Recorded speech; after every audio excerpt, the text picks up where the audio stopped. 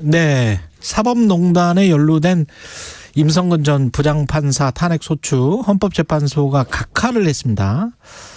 국회가 올해 2월 헌정사상 처음으로 복관인 임 전 부장판사에 대한 탄핵소추 결정한 지 8개월여 만에 나온 결론인데요.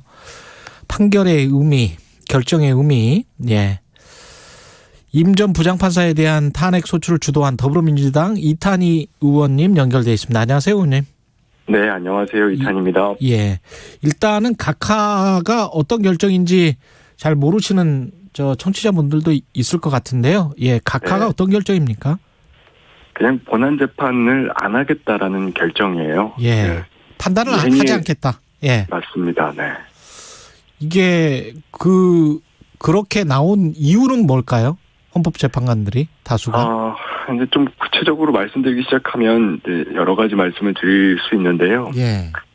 일단 의견이 5대 3으로 갈렸다는 5대 3으로 거고요. 갈렸다. 예. 네, 그래서 5명은 각각 의견, 3명은 본안 판단을 해야 된다. 그런데 본안 판단을 해보면 이것은 중대한 헌법 위반 행위가 맞다. 예. 그렇게 5대 3으로 갈린 상태고요. 각하 의견의 이제 가장 중요한 근거는 재판하는 도중에 임성근 판사 임기가 끝났다. 그래서 더 이상 진행하는 게 큰 의미가 없지 않냐, 이제 네. 이런 의견이었습니다. 이게 어떤 점에서 아쉬운 결정이라고 생각하세요? 저는 이제 국회에서 헌정사상 첫 법관 탄핵 소추를 할 때는 그만한 이유가 있지 않았겠습니까? 그렇겠죠. 예. 네, 이게 대한민국 판사들에 대한 민주적 통제가 전혀 이루어지지 않고 있다는 점, 또 이 양승태 사법농단이라고 하는 사건이 헌정사상 유례가 없는 아주 비극적인 사건인데 이것에 대해서 공적인 확인이 전혀 없다 보니까 언론상에서 이제 정치인들의 어떤 말 공방 이런 그렇죠. 것들만 계속해서 반복되고 있지 예. 도대체 명확한 기준이 생기지 않는다. 그래서 좀 정리를 하자는 취지였거든요. 그랬죠. 그리고 그걸 법적으로 판단을 딱 받으면 그러면 네. 이제 사법부의 판사들도 좀 경각심을 갖고 재판 행정에 임하지 않을까 뭐 이런 생각 아니었습니까? 맞습니다. 그래서 이제 개인 한 명을 탄핵하는 것을 넘어서는 의미가 있기 때문에 예. 탄핵 소추를 했던 것인데 예. 헌법재판소는 그런 헌법소의 어떤 큰 의미에 집중하기보다는 법 기술자적인 판단에 머물렀다. 좀 이런 생각이 들어서 매우 아쉽습니다. 법 기술자로 머물렀다. 근데 이제 이 혐의 자체가 임 전 부장판사, 임성근 부장판사가 박근혜 대통령 세월호 7시간 행적을 추측한 칼럼으로 기소된 일본 산케이 신문 서울지극장 판결문 작성에 개입을 했다는 사실이 이제 그 사실은 드러났거든요, 사실. 그렇죠. 예. 근데 그 1, 2심 기소됐고 1, 2심에서도 재판에 개입할 권한이 없기 때문에 개입했더라도 죄를 물을 수 없다는 논리로 무죄가 선고됐어요. 네. 그리고 이제 이게 대법원 심리가 진행 중에 헌법재판소에 이런 결정이 나왔기 때문에 분명히 대법원 심리에도 영향을 주겠죠. 줄 수도 있고요. 예. 그런데 이제 국민들 입장에서 저는 생각을 해봤어요. 예. 얼마나 답답하고 화가 나실까. 예. 그러니까 직권남용이 안 된다는 이유가 재판 개입할 권한이 애초에 없다는 건데 권한이 없는 일을 했으면 더 큰 잘못이잖아요. 그러니까요. 예. 그래서 근데 무죄라니. 예. 그리고 국회에서 역사상 처음으로 탄핵 소추를 하는 예. 이런 노력까지 했는데 헌법재판소에서는 판단을 회피하다니 얼마나 속이 타실까. 그런 생각 한번 해봤습니다. 제 기자 입장에서는 그러니까 가령 기자가 기사를 네. 가지고 영업을 하거나 뭐 압력을 행사해서 뭐 인센티브를 받아 먹거나 네. 뭐 이러면 안 되는 거잖아요. 그 사람들의 업무가 아니잖아요. 그렇죠. 예. 근데 그런 일을 했는데 그런 일을 하는 거는 당신들 업무가 아니기 때문에 그 죄를 물을 수 없다. 이런 논리잖아요. 이게 지금. 그렇죠. 이게 뭔가요? 이거는 정말 법률 기술자들 아니면 이게 빠져나갈 수 있습니까? 이런 게? 참, 네.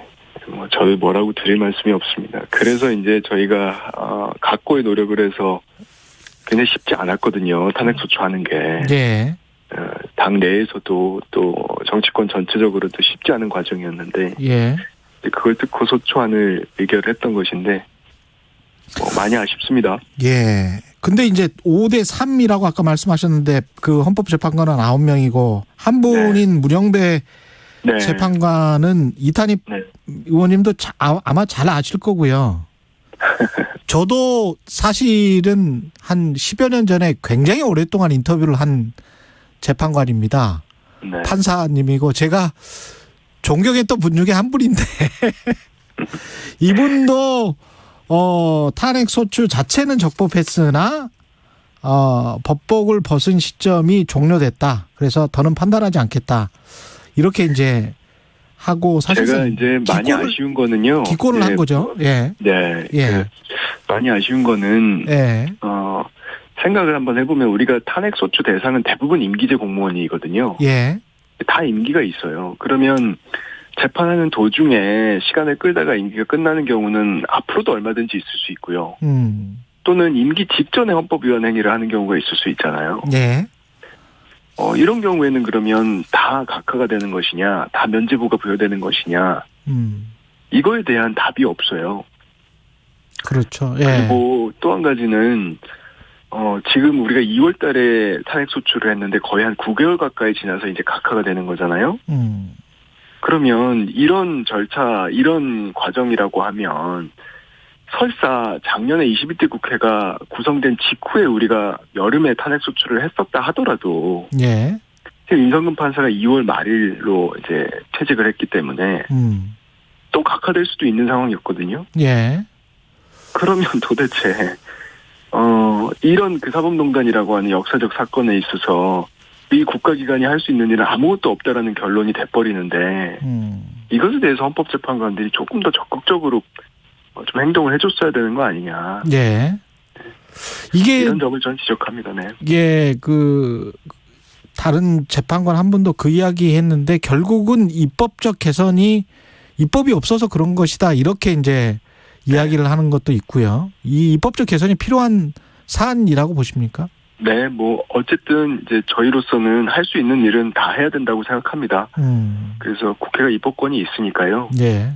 탄핵 절차법도 만들어야 한다고 생각하고, 저는 이제 재판 개입 금지법이라고 하는 거를, 이번 헌법재판소 결정을 계기로 해서, 예. 추진을 해야 된다. 이렇게 생각하고 있습니다. 정치권에서 국민의힘은 이번 각하 결정에 대해서 합리적 결정이다. 민주당의 정치적 탄핵이었음이 입증됐다. 이렇게 주장을 하고 있는데 이 주장에 관해서는 어떻게 생각하십니까? 그건 아전 인수식의 해석이고요. 예.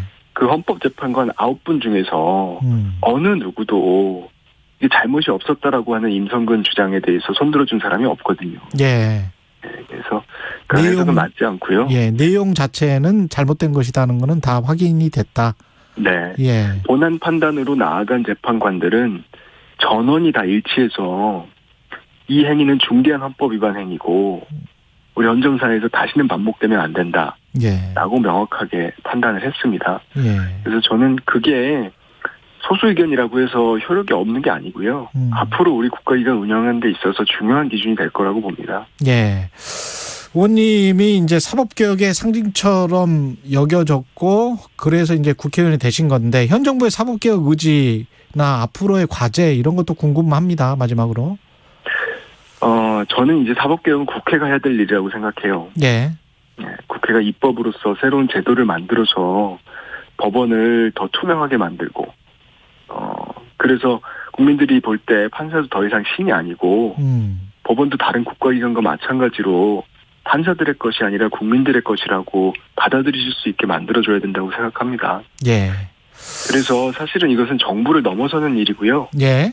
대선과 무관하게 진행이 돼야 될 일인데, 이제 정치 일정 때문에 그동안 좀 부침이 있어 왔습니다. 그래서 이번 대선 과정에서 다시 한번 또 사법개혁의 방향에 대해서 사회적인 논의는 이루어질 텐데요. 예. 그 논의의 결과에 관계없이 이 대선 이후에는 좀 하나의 어떤 방향을 찾아서 국회에서 좀 성과를 내야 된다. 이렇게 생각하고 있고 그 있어서 저도 중요한 역할을 하겠습니다. 예, 알겠습니다. 오늘 말씀 감사하고요. 더불어민주당 이탄희 의원이었습니다. 고맙습니다. 네, 고맙습니다. 예, 1248님, 지금의 우리나라 법체계에서 입법부가 사법부를 전혀 견제할 수 없는 구조로 되어 있다는 것을 확인하게 된 헌재 결정이라고 생각합니다. 삼권 분립이 부실하다는 뜻입니다.